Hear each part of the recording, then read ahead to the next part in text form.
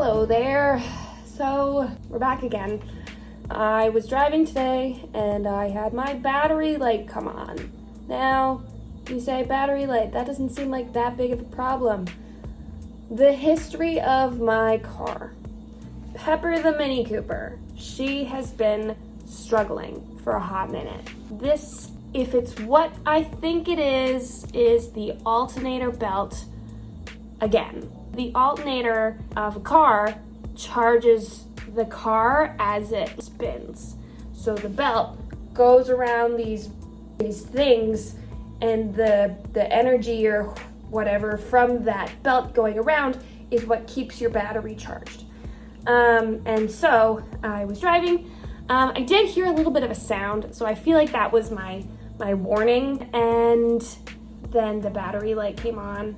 And it was the red battery light. I don't know if there's a different color of the battery light because I don't know all the lights.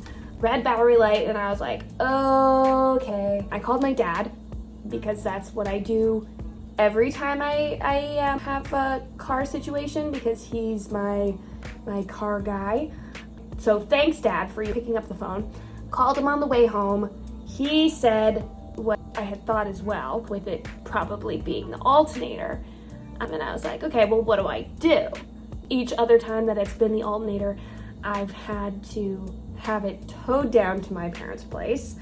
For context, that's a 2-hour drive away.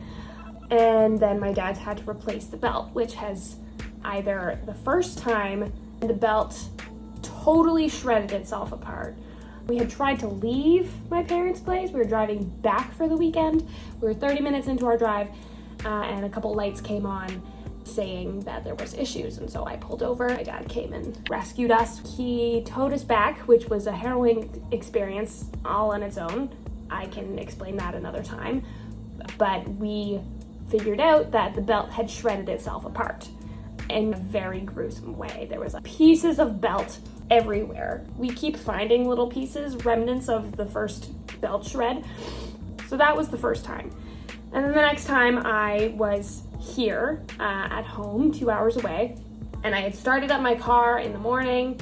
I was about to go to work, and then it was making this terrible flapping sound.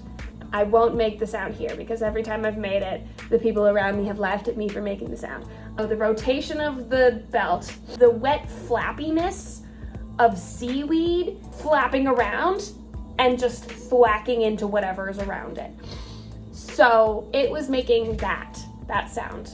And I was like, holy crap, what's going on? Because it didn't make that sound the first time. And so I was trying to investigate the under the hood, and my neighbor even came over after hearing my car making this terrible sound a couple houses down. He walked over and he was like, well, sounds like you've got a mechanical problem. That mechanical problem was the alternator belt. So here we are again, got home, battery lights on.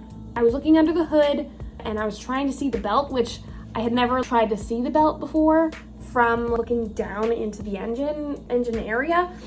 And I, for the life of me, could not see any belt, at least no movement of a belt. So that was my first like, oh, that's not good. And then I'm standing there FaceTiming my dad, and then the engine does this shaky thing, which I don't know if you've ever looked at an engine when it's running. They do a normal vibrating thing, but it does a very stuttering shake that just makes me feel like I want to throw up. So here we are, waiting for the tow truck people to call me back. Luckily, my dad, being the king that he is working on someone else's Mini Cooper right now, and he just ordered the shorter size of belt that I would also need to replace mine. He just found out that there's 2 sizes of belts that Mini Cooper does. The standard one that they give in the factory is the longer size, which is what I've had all these times on my car because we didn't know there was a shorter belt. My dad had an inkling, but he called Mini Cooper recently and found out that they do in fact make a shorter one, which should, in theory, solve the problem of there not being the right amount of tension on there, which allows it to not slip off, but like to fray and start causing problems and destroying itself. So stay tuned. I won't likely be replacing the belt myself because that I don't know what that entails yet. However, I do still have to put those trim pieces back on that we lost when I hit the deer, not this past Friday, the Friday before that. So it's been about a week and a half since I hit the deer. 2 trim pieces popped off that I still need to put back on. So I do want to do a video at some point about that, but I don't know how much I'll get to video about this alternator belt experience. But I'll try and keep you posted about how things are going, because I think if this has happened to me this many times, it's bound to have happened to other Mini Cooper drivers. So getting the word out there, this is the situation. That's all for now. Thanks. Not a mechanic, but doing my best.